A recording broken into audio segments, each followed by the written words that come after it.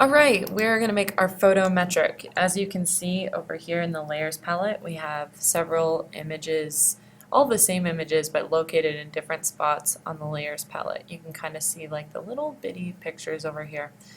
This layer is unnecessary, so we'll just go ahead and delete it. So if we make one of these, we're just going to find our photo, file, open, and the photo that we want to use.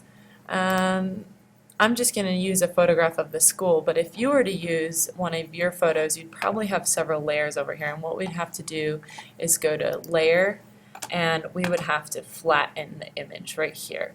Mine doesn't need to be flattened, it can't be flattened, so flattened is grayed out for me, but for you it would be an option.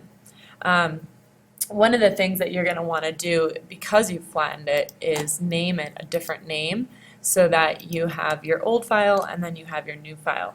So I would just name this one my name and photometric here. It's a JPEG, so I'm going to want to change the format of this to a Photoshop. Notice it changes the file extension up here.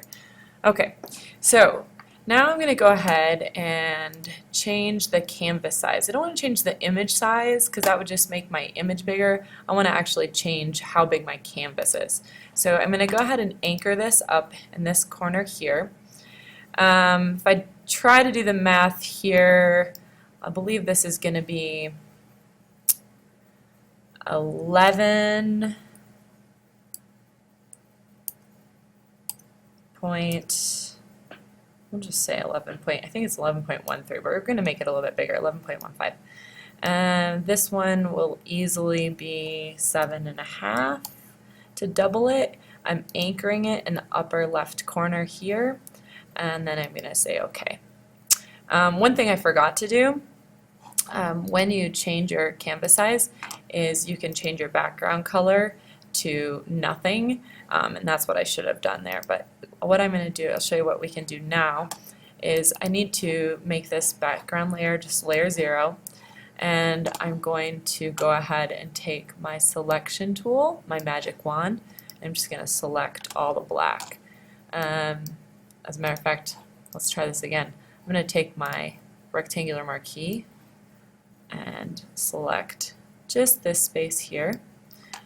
I'm going to inverse the selection so I have the black space selected. So select inverse, and then I can just delete that space. And deselect is Command D, or you can go to the selection menu and pick deselect.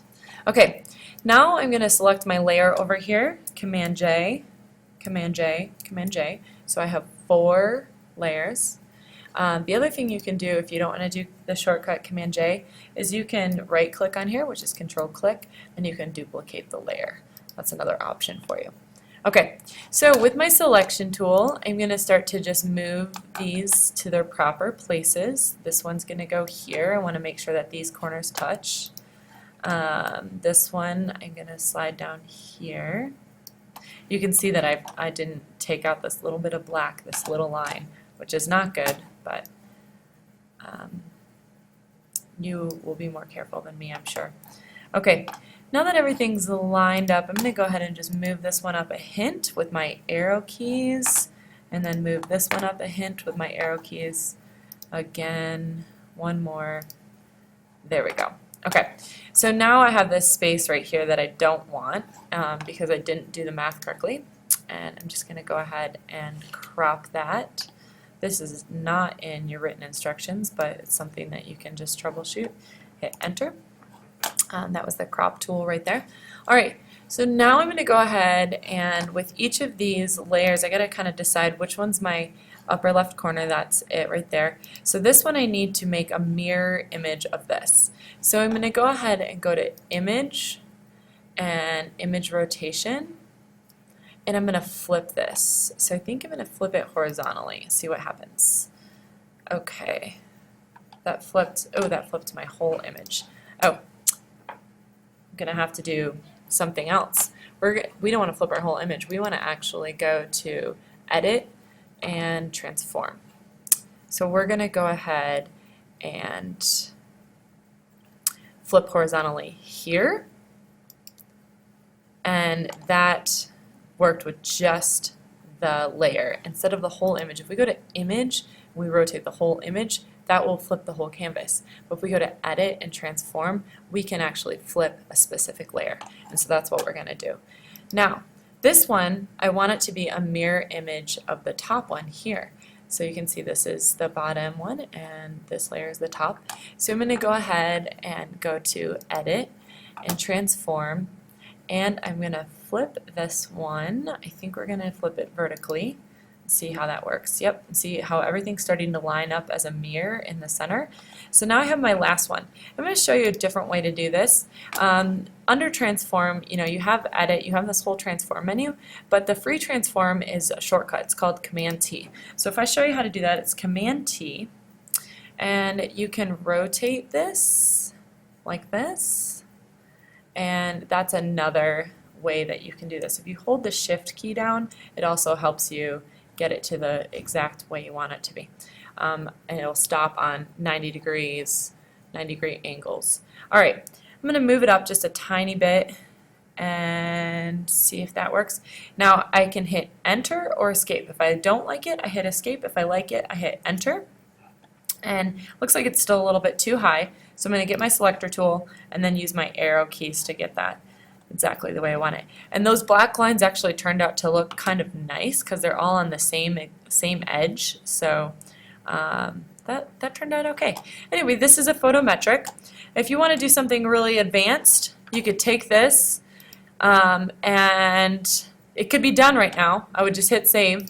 But if you want to do an advanced version, I would go to Layer and flatten the image, and then do the same exact steps again so you have a much larger image. So I'd go to canvas size again, double it again. We'll go ahead and say 22. We'll make it a little bit bigger. 15. Anchor it in the upper left corner. Let's go ahead and do, oh, it won't let us choose something down here. We want to make it nothing. We want our canvas extension color to be nothing, but all right. Go ahead and say OK, and let's Command 0 to get the whole thing into view, and then I'll go ahead and double this again. So first I need to get rid of all of this white. I have to rename this layer 0, get rid of all of this white again, come up here in the very top,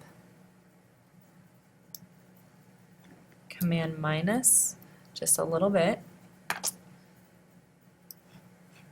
There we go. Yeah, I didn't quite get that top part, so we're going to go ahead and go here. Select inverse, delete, Command D to deselect. Got my layer selected, Command J, Command J, Command J.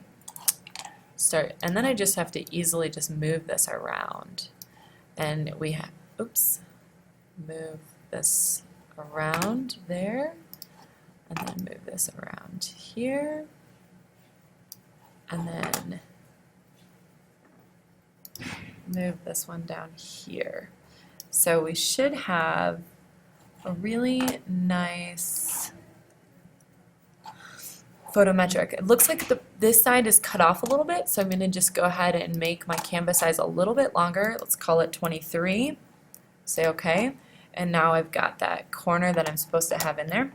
I'm going to select all my layers. I'm going to go ahead and select the top one and then hit Shift and then push everything over just a little bit and down a little bit and try to line it up with the edge exactly. All right.